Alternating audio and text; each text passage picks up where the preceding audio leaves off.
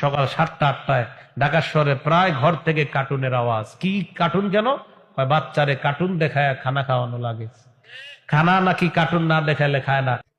এই জায়গায় যে মুরব্বীরা আছেন, আপনার আম্মায় কোন মোবাইল দেখে খাওয়াইছে বলেন? কি এই জায়গায় মুরব্বীদেরকে কেউ আপনার আম্মারা মোবাইল দেখে খাওয়াইছে?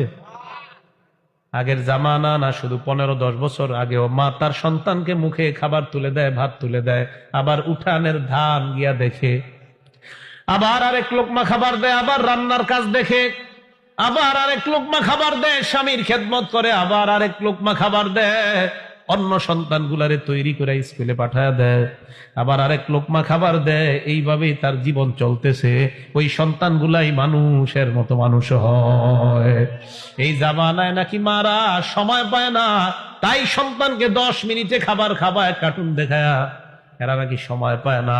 আমিও বলি আসলেই সময় পায় না, কারণ 10 মিনিটে খাওয়াইয়া বাকি 50 মিনিট স্টার জলসা আর নাটক সিনেমা দেখা যায়।